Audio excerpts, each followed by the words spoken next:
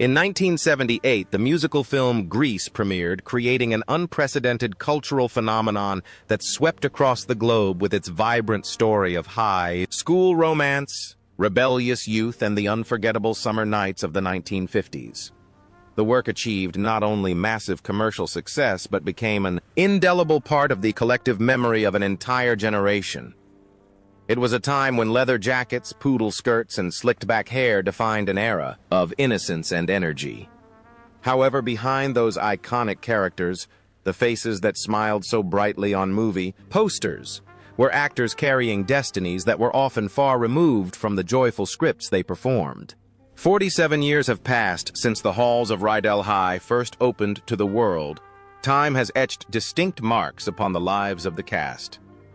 Some continued to shine brilliantly under the Hollywood spotlight, while others chose a quiet, unassuming path. Tragically, there are those whose journeys were cut short by heartbreaking misfortune. Today, we look back not just at the characters, but at the tumultuous human journeys of the actors who gave Grease its immortal soul. Olivia Newton-John as Sandy Olson. In the vibrant world of Grease, Sandy Olson is the beating heart of the story, the quintessential innocent girl who transforms into a figure of empowerment and allure, with her radiant smile, gentle eyes, and a voice that could melt the hardest of hearts. Sandy left an impression that time has failed to erode. At 30 years old, Olivia Newton-John portrayed this high school student with such convincing charm that she became an instant global phenomenon, a symbol of sweetness and transformation for millions. Her performance was effortless, capturing the delicate balance between vulnerability and newfound confidence that defined Sandy. However, once the cameras stopped rolling and the music faded, the life of the woman behind Sandy took a trajectory filled with shadows that contrasted sharply with her on-screen luminosity. Olivia's reality was not a choreographed dance number. It was a battle for survival and a search for peace. Her marriage to Matt Lattanzi, which appeared picturesque to the public eye, crumbled under the relentless pressures of fame and the demanding nature of her career. Following that heartbreak, she placed her fragile hope in Patrick McDermott, a man who seemed to offer the safety she craved. But in a twist, more tragic than any fiction, McDermott vanished without a trace during a fishing trip at sea. There was no closure, no body, and no goodbye. Just a crushing, suffocating emptiness that shattered Olivia's spirit. Compounding this emotional devastation was the physical battle she waged for decades. First diagnosed with cancer in 1992, Olivia fought a war that returned again and again, each time with greater ferocity. By 2017, the disease had metastasized to her bones, sentencing her to years of excruciating pain. In those final chapters of her life, she found solace only in cannabis oil, which granted her a few precious hours of sleep amidst the agony. Yet, in a display of immense fortitude, she never stopped singing, never stopped smiling, and never stopped supporting her daughter Chloe, who struggled with her own demons of addiction. The connection between Sandy and Olivia is poignant. While Sandy found her strength to win a boy, Olivia found a deeper spiritual strength to survive life's cruelest blows. But even the strongest flames must eventually flicker out. The journey of this beloved icon came to a gentle yet heartbreaking end. On August 8, 2022, Olivia Newton-John passed away at the age of 73 at her ranch in the Santa Ynez Valley. Her departure left a void in the world of entertainment that can never be filled.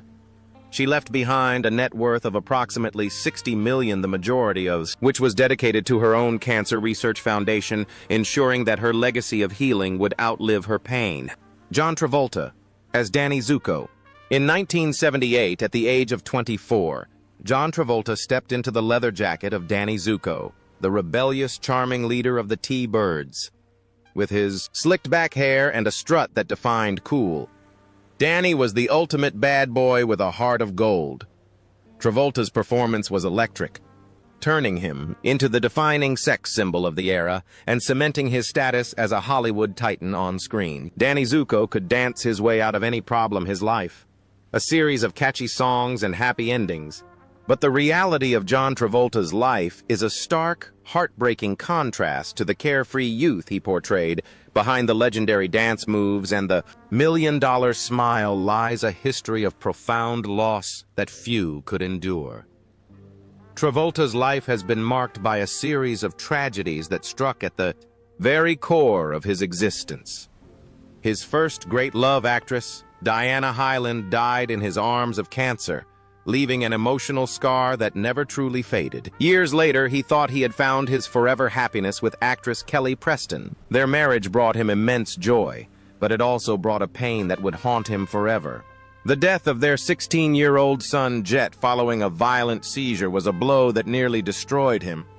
The grief was catastrophic, forcing John and Kelly into deep therapy just to survive the days, all while the media relentlessly hounded him with scandals and accusations, isolating him in his sorrow, just as he began to find his footing again. Cancer, the same thief that took his first love, returned to claim his wife, Kelly Preston, in 2020. Once again, Travolta stood by the bedside of a dying woman he adored, forced to be the pillar of strength for his surviving children while his own world crumbled. There is a profound irony in the connection between Danny Zuko and John Travolta. Danny was a character who seemingly had control over everything, surrounding himself with friends and noise to avoid vulnerability. Travolta, conversely, has had to face the quietest, darkest moments of human existence, often feeling alienated by his own fame. Yet he persevered, reinventing his career, from Saturday Night Fever to Pulp Fiction, refusing to let grief end his artistic journey. Today, in 2025, at the age of 71, John Travolta lives a quiet, protective life in Florida. He is no longer chasing the bright lights of the paparazzi. Instead, he focuses on raising his children, piloting his planes, and taking on occasional projects to keep the emptiness at bay. With a net worth estimated at $250 million, he has everything a man could want, except the loved ones he has lost. His journey is a testament to an unyielding resilience, proving that one can walk through fire and still remain standing. Stockard Channing as Betty Rizzo.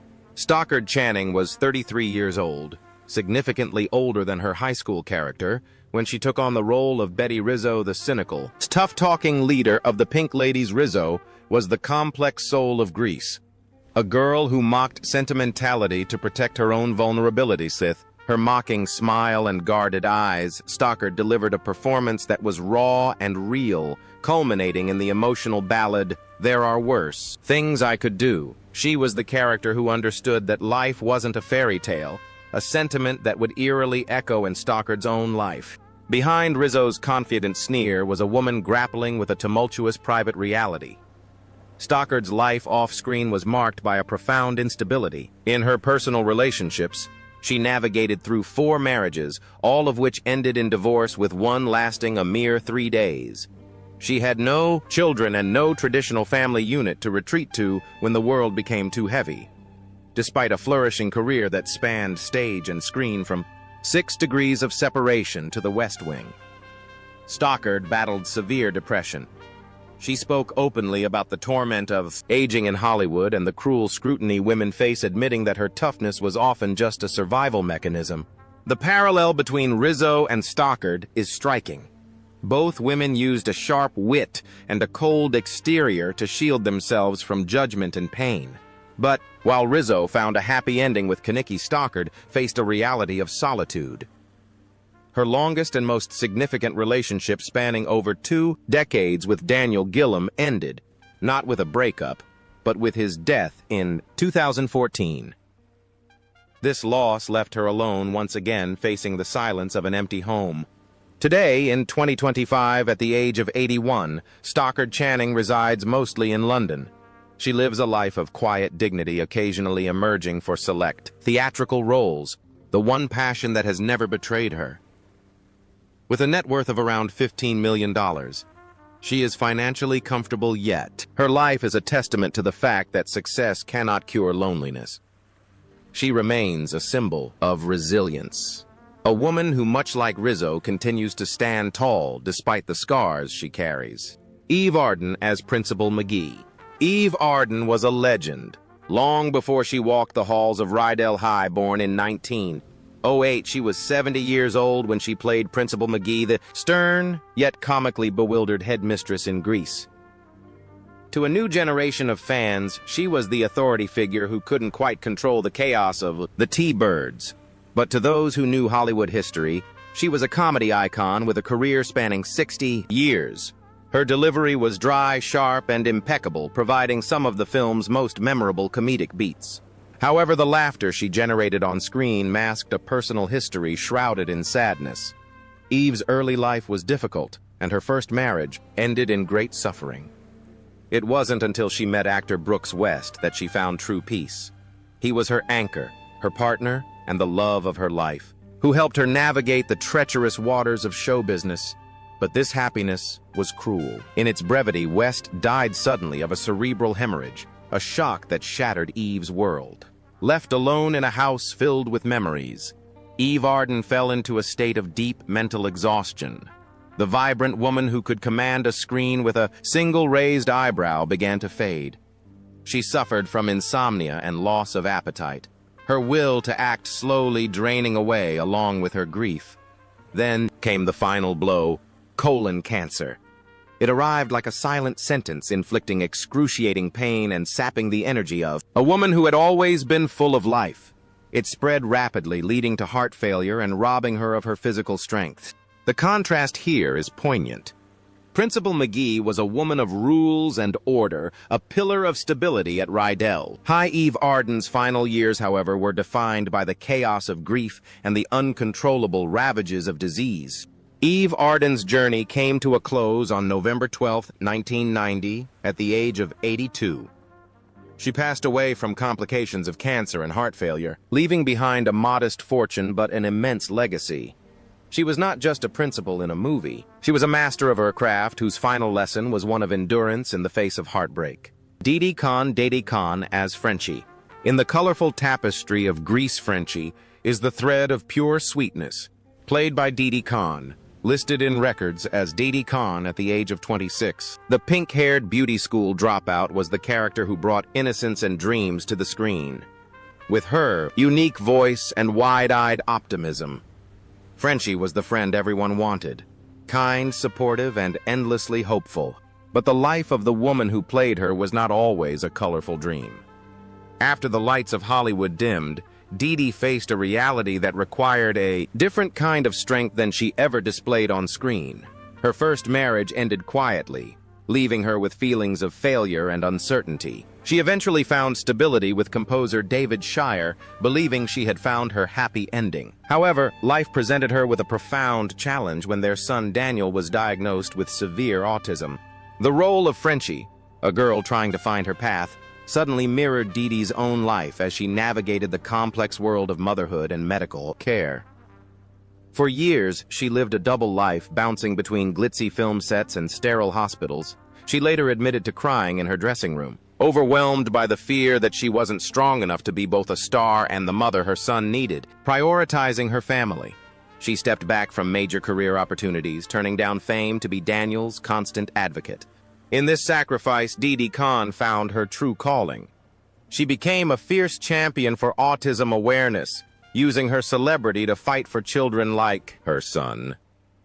The connection between Frenchie and Didi is touching. While Frenchie cared for her friends' appearances, Didi cared for the world's understanding of neurodiversity.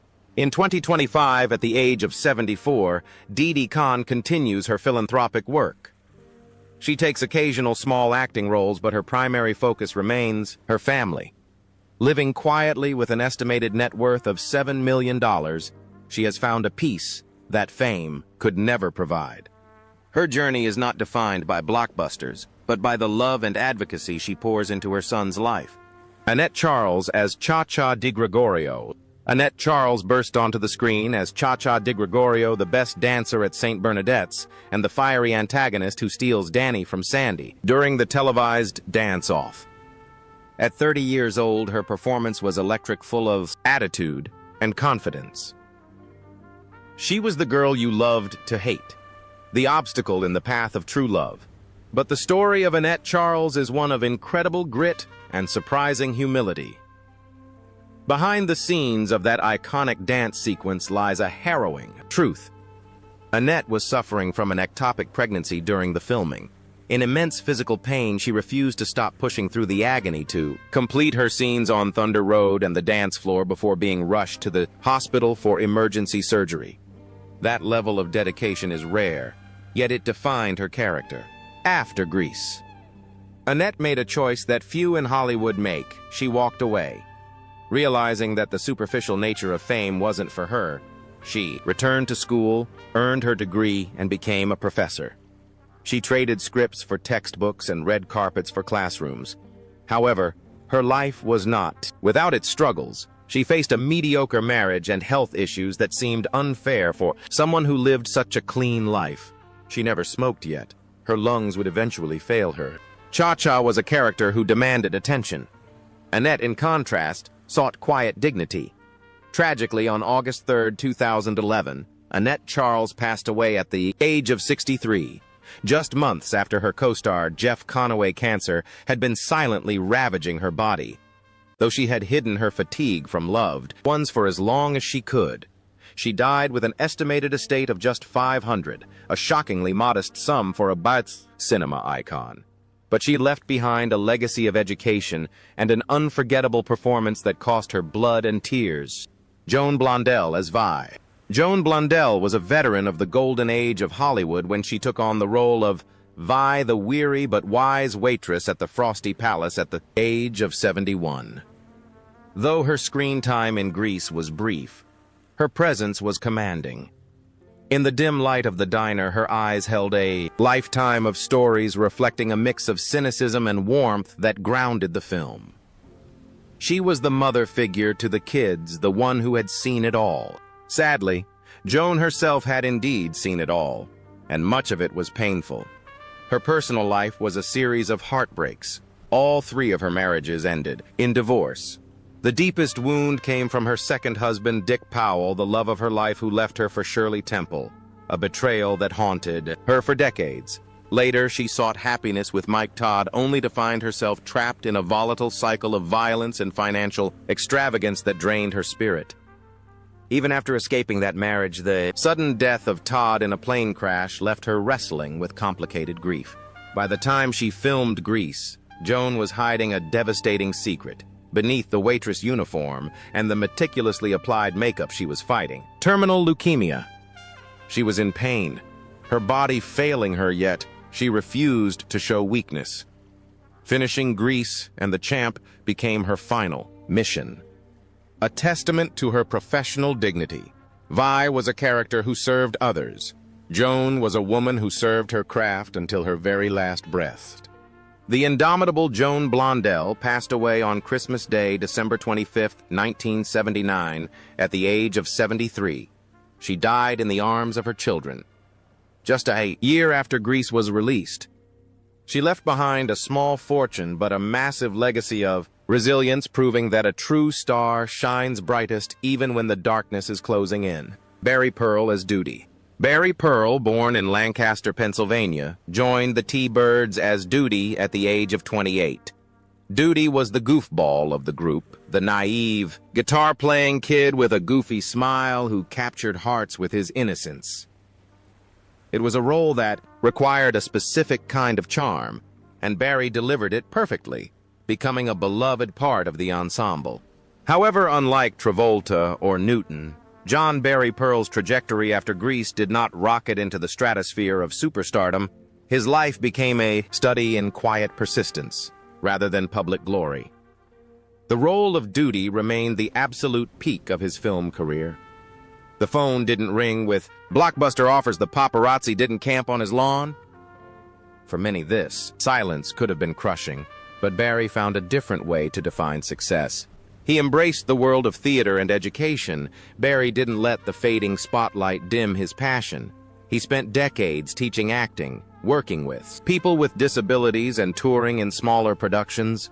There is a poignant nobility in his journey. While Doody was a character trying to look cool for his friends, Barry became a man who dedicated his life to helping others find their voice. He faced the loneliness of being outside the Hollywood elite by building a community around him. In 2025, at the age of 75, Barry Pearl lives a contented, peaceful life. he resides with his wife, continuing to teach and participate in local arts. He isn't a millionaire mogul. His net worth sits around $3 million. But he is rich in a way that matters. He is a reminder that a life lived out of the spotlight can be just as fulfilling, and that the magic of Grease gave him a platform to do good rather than just be famous. Michael Tucci as Sonny. Michael Tucci played Sonny Lettieri, the brash, wisecracking T-Bird who always had a joke, but often ended up the butt of them. Born in New York, Tucci was 32 when he donned the leather jacket. Sonny was the character who tried too hard to be a tough guy, hiding his insecurities behind bravado. In reality, Michael Tucci's life was marked by a search for identity and a desire to heal from deep personal losses. The death of his brother to cancer created a void in his life that fame could never fill. A painful divorce further deepened his sense of not fitting in, a feeling that strangely mirrored Sonny's own awkward attempts at coolness. Unlike the other T-Birds who chased Hollywood relentlessly, Michael felt the toll of the industry.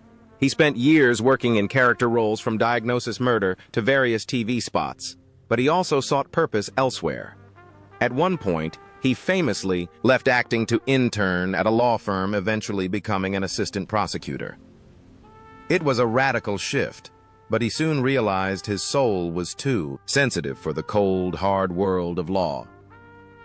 He eventually returned to the arts, not as a star, but as a high school theater teacher guiding the next generation.